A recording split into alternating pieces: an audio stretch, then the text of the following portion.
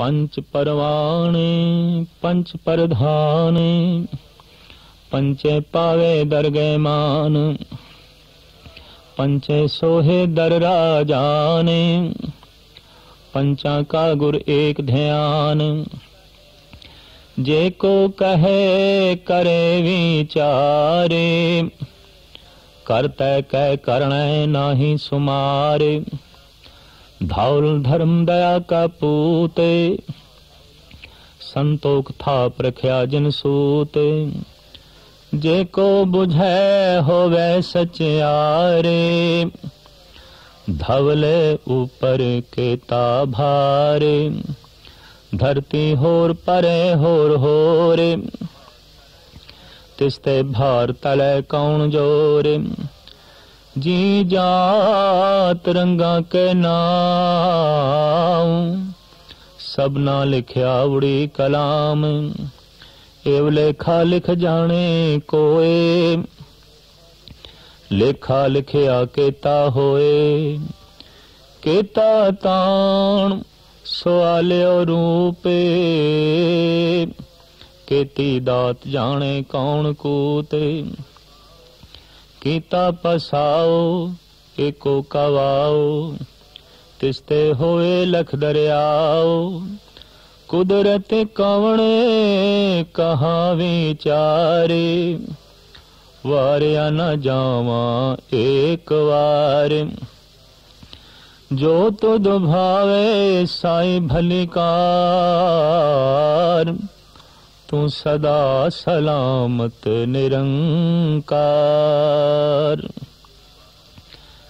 जगत गुरु बाबा साहिब श्री गुरु नानक देव जी महाराज जपजी साहब दी 16वीं पौड़ी दे कुदरत कौन कहाँ विचार कुदरत दी विचार नू मुख रख के ये पौड़ी उच्चारण कर रहे ने और इस विषय देते सतगुरुदेव जी महाराज ने 4 पौड़ियां उच्चारण कीतियां ने जिस दे मूल प्रकरण यही है कुदरत कौन कहाँ विचार मैं कौन हाँ कि कुदरत दी विचार कर सका कुदरत दी महिमा गायन कर सका मैं ते एक दफा सदके होण दी समर्था भी नहीं रखदा वारिया ना जावा एक बार कुदरत दे की कुछ हो रहा है कुदरत किन्नी क वड्डी है वर्णन तो ते परे है पर फिर भी लेश मात्र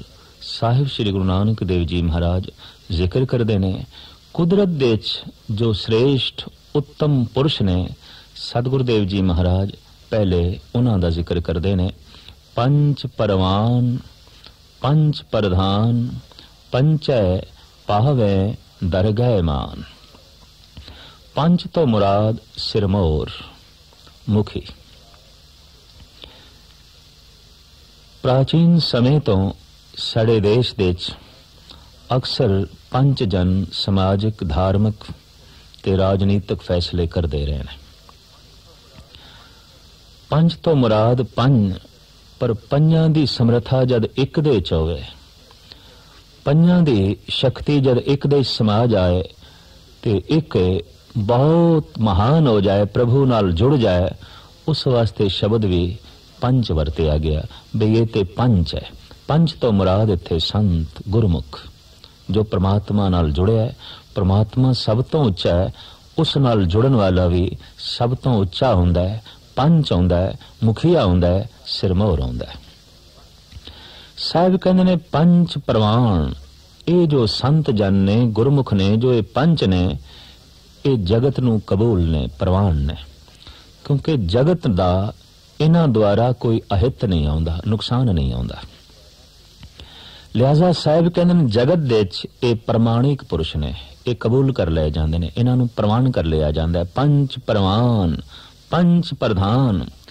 ये संत जन ये पंच जन प्रधान पुरुष ने सिरमौर मनुख ने पंचै पावै दरगह मान साहिब गुरु नानक देव जी महाराज दा फरमान कि ये जो पंच जन ने जिथे संसार दे कबूल ने प्रवान ने उत्थे दरगाह दे विच भी कबूल ने, उत्थे भी मान सत्कार प्राप्त करते ने। लोक दे विच ते प्रधान ने, पर लोक दे विच भी वो प्रधान ने। लोक दे विच ते उन्हां नूं जस मिलदा है, पर लोक दे विच भी उन्हां नूं जस मिलदा है। लोक दे विच ते मुखी गिणे जांदे ने, पर परलोक दे विच भी उन्हां दी महानता कायम है। सतगुरुदेव जी महाराज फरमान करते ने, जो जगत दे विच कबूल ने वो परमात्मा दी दरगाह दे विच भी मान प्रतिष्ठा हासिल करते ने। पंचे सो है दर राजान, संत जन, भगत जन, गुरमुख जन, ये जो पंच सिरमौर ने ये राजियां दी महफिल दे विच भी शोभदे ने, सभा दे शिंगार होंदे ने। वड्डा मनुख सभा दा शिंगार होंदा है, ते भगत तो वड्डा होर कोई नहीं है, संत तो वड्डा होर कोई नहीं है। वो सभा दा शिंगार है, महफिल दा शिंगार है। इस वास्ते साहिब कहंदे जो राजियां दी महफिल है, सभा है, ओहदे विच भी ये पंच जन सोहंदे ने। ये राजियां दी महफिल दा भी शिंगार ने। पंचां का गुर एक ध्यान, ये जो पंच जन ने इन्हां दा ध्यान केवल एक गुरु दे च है, एक परमात्मा दे च है। अठे पैर जो बोलना है, उठना है, बैठना है, खाना है, पीना है, ध्यान एक गुरु दे च है, ध्यान परमात्मा दे च है। मनुख दा ध्यान जिस पदार्थ जिस वस्तु दे च जाएगा, जीवन शक्ति उसे पासे ही रागब हो जाती है, उसे पासे ही चल पैंदी है। और सहजे सहजे ध्यान दे राही शक्ति जद जाहिल होंदी है, बाहर चली जाती है, तो मनुख अपने आप दे कमजोरी महसूस करता है। किसी एक वस्तु पदार्थ देते बहुत लंबे समय तक ध्यान जोड़िए, बाद दे कमजोरी महसूस होगी, थकेवा महसूस होगा। ध्यान दे राही जीवन प्रवाह दे राही जीवन शक्ति ध्यान दे राही बाहर चली गई, बाहर बिखर गई। एक परमात्मा है, अगर उस नाल ध्यान जोड़िए तो परमात्मा दी शक्ति मिलनी शुरू हो जाती है, परमात्मा दी समर्था प्राप्त होनी शुरू हो जाती है। इस वास्ते सतगुरुदेव जी महाराज कहते ने, जो पंच जन ने, ये जो सिरमौर जन ने, इन्हां नूं सूझ आ गई है, समझ आ गई है, इन्हां दा ध्यान केवल एक गुरु दे च है, एक परमात्मा दे च है। हुण सतगुरुदेव जी महाराज विषय नूं बदल के बयान कर रहे ने विचार कि ऐसा नहीं है कि अगर कोई पंच हो गया है, गुरमुख हो गया है, संत हो गया है, तो हुण करते दे करने दी वो सारी विचार भी दस देवे। जे को कहे करे विचार, ये गल इस वास्ते सतगुरुदेव जी महाराज ने वर्णन कीती है कि प्राचीन समय तो जो धर्म ग्रंथ लिखे गए उन्हां विच ये भी है कि रब ने जगत कदों बनाया, किवें बनाया, किन्ना क बनाया, ये सारे अंदाजे ला के गिण मिण के जगत दी बनतर बारे विचारां पेश कीतियां गईयां ने। जगत गुरु बाबे नूं इत्थे कहना पिया, कोई कितना भी महान हो जाए, जगत दे पंच हो गया, प्रभु दी दरगाह दे सुभायमान हो गया, लेकिन इसदा ये मतलब नहीं है कि हुण करते दी कृत दा उसनूं सारा अंदाजा हो गया और वो सब कुछ बयान कर सकेगा। सतगुरुदेव जी महाराज इत्थे कहंदे ने, जे को कहे करे विचार, कोई उस परमात्मा दे करने दी विचार करे ते बयान भी करे, तां साहिब कहंदे ने, करते के करने नाही शुमार। उस करते ने जो कुछ कीता है, जो कुछ बनाया है, उहदा शुमार ते है ही नहीं, उहदी गिणती ते है ही नहीं। ते जो गणत दे च नहीं है, आखिर की कथन करेगा? जो गणत दे च नहीं है, बयान की करेगा? मनुख कोल किसी वस्तु नूं समझण दे पैमाने तिन ने, नाप लेना, तोल लेना, गिण लेना। ना वो तोल दे च आउंदा है, ना वो गिणती दे च आउंदा है, और ना ही वो नाप दे च आउंदा है। कोई न जाने तेरा केता केवड़ चीरा, अतुल क्यों तोलिया जाए, उन्हों किस तरह तोलीए। तो मनुख दे बनाए हुए पैमाने पदार्थ ते पूरे उतर सकते ने, वो भी पूर्ण तौर ते नहीं, किधरे किधरे, लेकिन करते दे पूरे उतरन ये ते सोच भी धार्मिक दुनिया दे पैदा नहीं हो सकती। इस वास्ते साहिब कहंदे ने, करते के करने नाहे सुमार, वो जो करता पुरख है, उसने जो कुछ बनाया है वो शुमार दे च नहीं है, गिनती दे च नहीं है। एक विचार चली है साडे देश दे च बड़ी प्रधान धार्मिक दुनिया च कि इस जमीन नूं धौले बैल ने चुके है, सारा भार धरती दा उस धौले बैल दे उपर है। तो साहब कहंदे ने वो धौला बैल वास्तविक की है? धौल धर्म दया का पूत। धौला बैल धर्म है, परमात्मा दी एक मर्यादा अटल नियम। उस आसरे ते जमीन खड़ी है, आसमान खड़ा है, ग्रह नक्षत्र खड़े ने, सूरज चंद तारे खड़े ने, सब कुछ उस दी बनाई हुई नियमावली ते टिकिया होया है, उसे नू धर्म कहंदे ने। और इस धर्म दा जन्म होया है प्रभु दी दया दृष्टि तो, उदी कोमलता तो।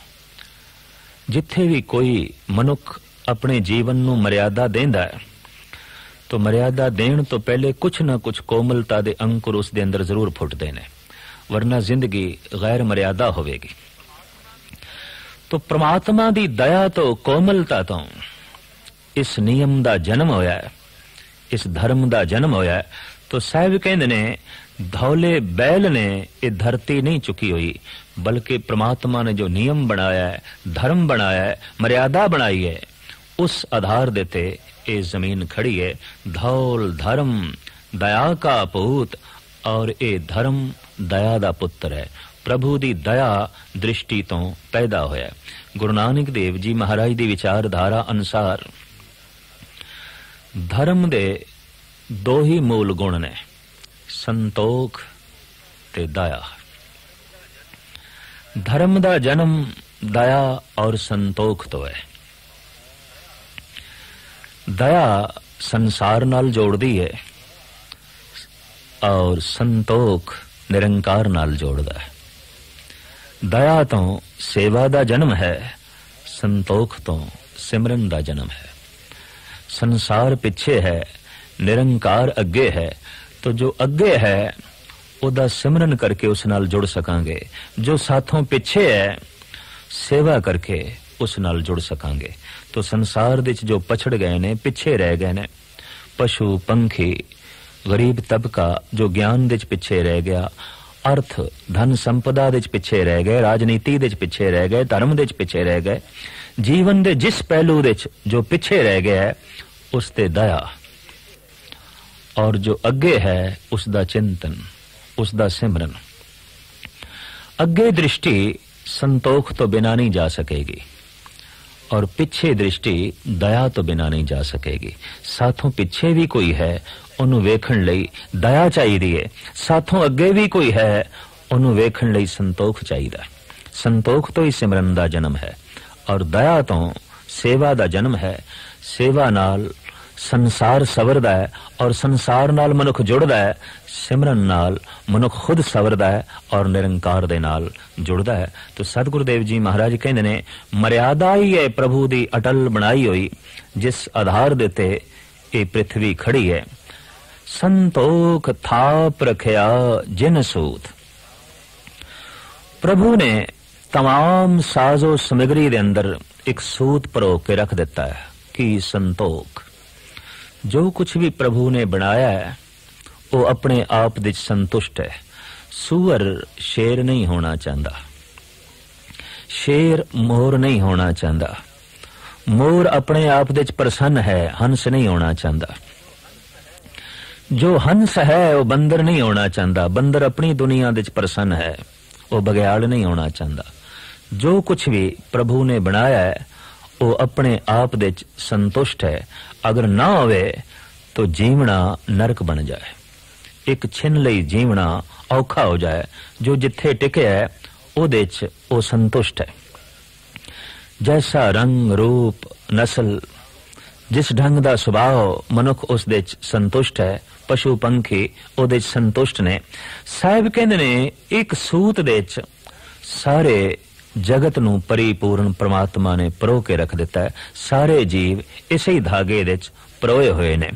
तो खैर मूल गल इतनी कि मनुख भी ओत परोत प्रभु नाल उदों ही हो सकेगा जद अंदरों संतोख होवे, संतोख दा जन्म होवे, तां लीनता होवेगी परिपूर्ण परमात्मा दे नाल। कारण कि मनुख दे अंदर परमात्मा है, अपने सुभाव दे जीना और अपने सुभाव दे संतुष्ट हो जाना, बस यही धर्म है। तो तमाम पशु पंखी जीव कीड़े मकोड़े अपने विच संतुष्ट ने। एक गाथा है, मिथ्यास है कि भगत प्रहलाद नूं जद मोक्ष गति प्राप्त होने लगी, स्वर्ग प्राप्त होने लगा, तां पुरातन एक कथा कहिंदी उसने फरियाद की थी, हे प्रभु मेरी नगरी दे तमाम वासी स्वर्ग दे च वासा करन, सिर्फ कल्ले मैं वासा नहीं करना, सारियां दे वास्ते स्वर्ग दे द्वार खोलो।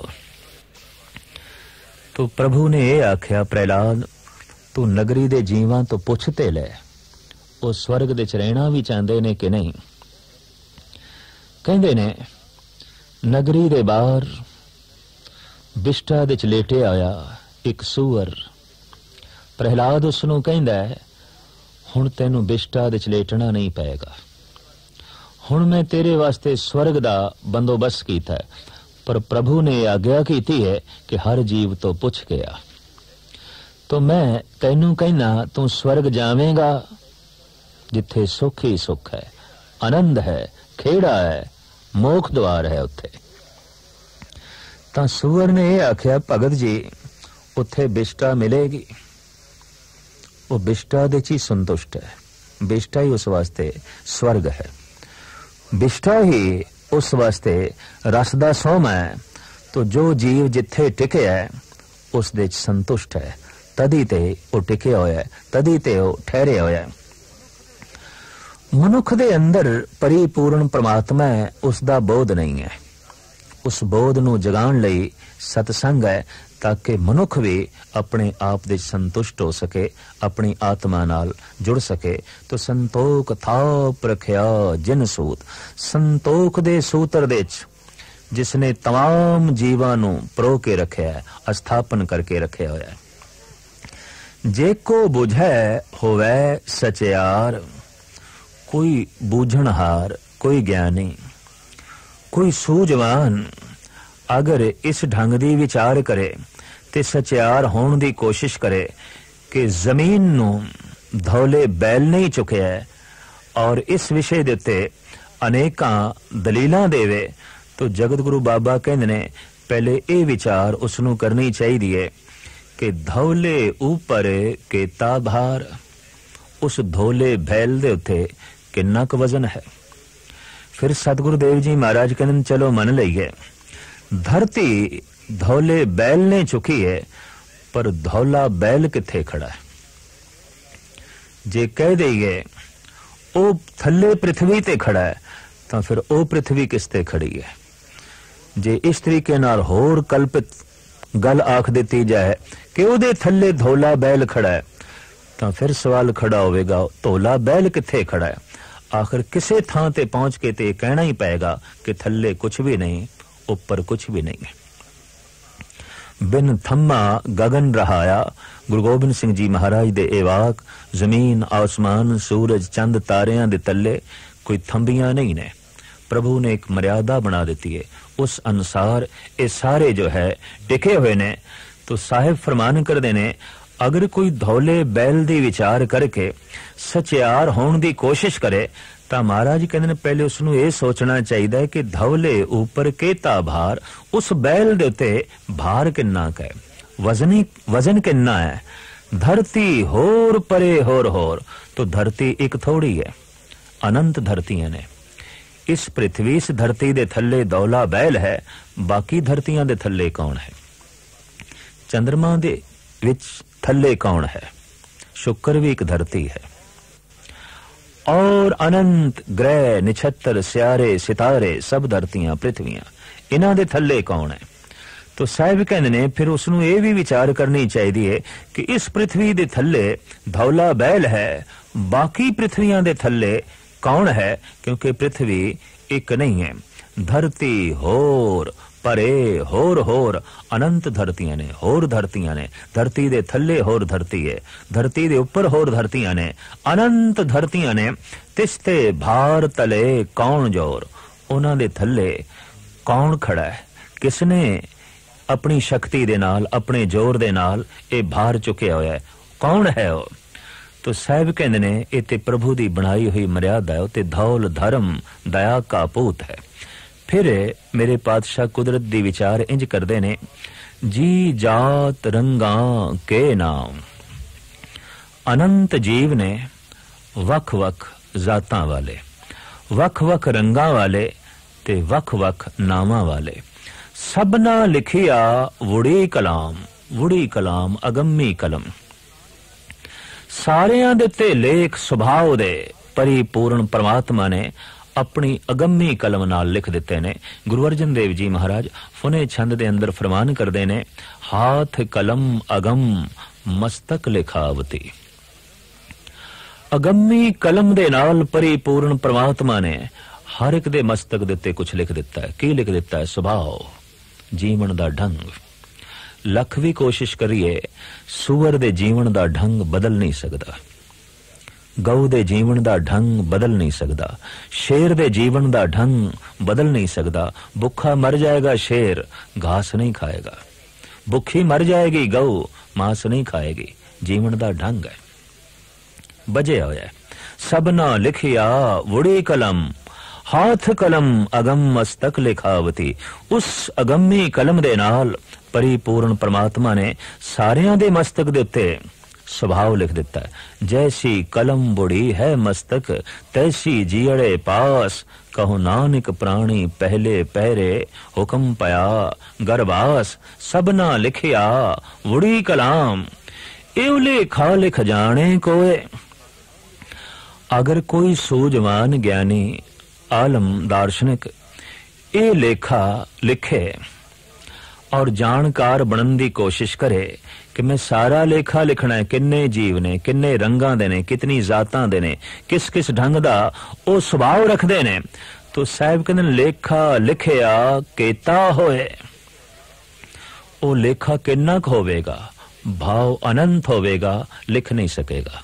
किन्ने जीव ने, उन्हां दे सुभाव ने, उन्हां दियां जातां ने, उन्हां दे रंग ने, इते अनंत पसारा है, अनंत पसारा है। लेखा लिखिया केता होए। फिर सतगुरुदेव जी कहंदे ने, केता ताण सवालियो रूप। किन्नी क शक्ति है? पानी दे शक्ति है, सूरज दे शक्ति है, पवन दे शक्ति है, अगन दे शक्ति है, पृथ्वी दे शक्ति है। इस शक्ति नूं कौन नापे? किस तरह तोलेगा, किस तरह नापेगा कि किन्नी ताकत है पवन अपने आप दे च रख दी है। पवन रंचक मात्र जे किधरे तूफानी शक्ल अख्तियार कर दी है ते दरख्तां दे जड़ां नूं हिला के जमीन ते गिरा के रख देंदी है। सागर दियां लहरां पवन दे आसरे ते उछलदियां ने ते गगन मंडल नूं छूंदियां ने। पानी दी शक्ति, अगन दी शक्ति अनंत पसारा है। महाराज कहंदे ने कोई ये लेखा किस तरह लिखेगा कि किन्नी क शक्ति है। चलो मनुख दी ताकत ते असी नाप सकते हैं, इस तरह दे मीटर बन गए ने कि मनुख दे अंदर शक्ति कितनी है, ताकत कितनी है, नाप लईए, उन्होंने तोल लईए। मनुख दा वजन तोल लईए, मनुख दा कद नाप लईए, मनुख दे अंदर शक्ति किन्नी है अंदाजा ला लईए। पर समूह ब्रह्मंड दे अंदर किन्नी क शक्ति कम कर रही है ते ब्रह्मंड अनेका ने, अनंत ने, रोम रोम कोट ब्रह्मंड को निवास जास। जिस दे एक एक रोम दे करोड़ां ब्रह्मंड ने, इस सारी शक्ति दा अंदाजा कौन लावेगा। लिहाजा साहब कहंदे ने केता ताण, किन्ना क ताण है, किन्नी क शक्ति है। सवाले रूप ते कितना सुंदर रूप है जगत दे प्राकृतिक मंडल दे, कौन अंदाजा लावेगा। मोर दी अपनी सुंदरता है, हंस अपनी थां ते सोने ने, फुल्लां दी सुंदरता, सूरज चंद तारियां दी सुंदरता, मनुखां दी सुंदरता, पशु पंखियां दी सुंदरता, सुंदरता चारों पासे फैली हुई है। दरख्तां दी सुंदरता, वनस्पति दी सुंदरता, गरज के सुंदरता दा ही चारों पासे पसारा है। तो महाराज कहंदे ने ये सुंदरता किन्नी है, सुंदर स्वरूप कितना का है, कौन अंदाजा लाएगा। कहती दात जाने कौन कूत, किस कोल कुवत है, कौन अंदाजा लगाएगा कि कितना क ताण है, कितना क सुंदर स्वरूप है ते कितनी परमात्मा ने जीवां नूं दात दित्ती हुई है, कितना क रिज़क दिता होया है, कितना क भंडारा है इस धरती दे च, ग्रह ने छतरां दे च जो दात दित्ती है। महाराज कहंदे ने अनंत अरबां खरबां साल तो जीव खा रहे ने, दात मुकदी नहीं। दरअसल मंगते मुक जाने दे, दाता अपनी थां ते खड़ा है, दात अपनी थां ते दित्ती जा रहा है, लैण वाले ही थक जाते ने, लैण वाले एक पासे हो जाते ने। भोजन दी ते कोई कमी नहीं आउंदी, एक दिन दंद टुट के ही रह जाते ने। सुंदर स्वरूप दी ते कोई कमी नहीं, एक दिन वेखण तो अखां ही रह जांदियां ने। नाद संगीत दी ते कोई कमी नहीं आउंदी, एक दिन सुनन तो कन ही रह जाते ने। और थां थां दे सुंदर दृश्य नजारे ते बहुत सारे ने, पर एक दिन चलन तो पैर ही रह जाते ने। गरज के मनुख थक जाता, जब चलन तो रह गया, सुनन तो रह गया, बोलन तो रह गया, खाण पीण तो रह गया, वेखण तो रह गया, तो इसका यह मतलब नहीं कि दातां भी मुक गई ने, वस्तुआं भी मुक गई ने, सब कुछ मौजूद है। दरअसल ये लैंदा लैंदा थक गया। तो सतगुरुदेव जी कहते हैं किन्नी क दात है परिपूर्ण परमात्मा ने जीवां दी झोली च पा दित्ती है। कौन अंदाजा लाए, कौन कूत, कौन अंदाजा लाए, किस कोल ये शक्ति है कि सब कुछ नु नापे तोले। फिर सतगुरुदेव जी महाराज कहते ने कीता पसाओ एको कवाओ। समूह ब्रह्मंड दा पसारा, खंडा ब्रह्मंडा दा पसारा प्रभु ने अपने एक कवाओ, एक बचन, एक हुक्म नाल कीता। इस मूल विचार नाल जगत दे तमाम रहबरी पुरुष सहमत ने। इस्लाम दे बानी मुहम्मद साहब कहंदे ने कि पृथ्वी संसार दी उत्पत्ति शब्द तो हुई है, कुन तो हुई है, और वो शब्द कुन है, प्रभु तो उच्चारण होया। लोगोस नाम दी धुन तो संसार दा पसारा होया, ऐसा ईसाई कहंदे ने। ओम दी धुन होई ते जगत बन गया, ऐसा वैदिक ऋषि कहंदे आए ने। ओंकार दी धुन तो सारी सृष्टि बन गई, ऐसा जैनियां दा मत है। जगत गुरु बाबा भी कहंदे ने कीता पसाओ एको कवाओ, तिस्ते होए लख दरियाओ। एक कवाओ होया ते पसारा हो गया। कीता पसाओ, अनंत पसारा उस परमात्मा ने कीता। किस तरह? एको कवाओ, एक बचन तो, एक हुक्म तो, तिस्ते होए लख दरियाओ। फिर उस तो लखां ही जिंदगियां दे दरिया चल पे, लखां तरह दे जीवन दे दरिया चल पे। किधरे कीड़ियां दे दरिया, पक्षियां दे दरिया, बनस्पति दे दरिया, मनुखां दे दरिया, तरह तरह दे जीवां दे दरिया चल पे। कुदरत कौन कहां विचार। साहब कहंदे ने ये कुदरत किन्नी वड्डी है, ये प्राकृतिक मंडल दे च किन्नी दात, कितने सुंदर स्वरूप ने, कितनी शक्ति है। कुदरत कौन कहां विचार, मैं कौन हां कि कुदरत दी विचार कर सका। मेरे च इतनी समर्था किथे है कि मैं सारी विचार बयान कर सका। वारिया ना जावा एक बार, मैं ते इतनी भी समर्था नहीं रखदा कि एक दफा सदके हो सका, एक दफा कुर्बान हो सका। जो तुद भावे साई भली कार। हे परिपूर्ण परमात्मा, जो कुछ तेनू चंगा लगदा है वही मेरे वास्ते भला है, वो मैनू भी चंगा लगदा है। जो तेरी रजा मैं उस दे च राजी, जो तेरा हुक्म मैं उन्होंने मनण दे च राजी। इस वास्ते साहब कहते ने जो तुद भावे साई भली कार। जो तेनू भावदा है, जो कर्म तू करदा है, जो बख्शिश तू करदा है, जो कुछ तू देना है, वो सब कुछ भला है। तू सदा सलामत निरंकार, तू सदैवी है, आकार तो रहत है, हमेशा रहने वाला है।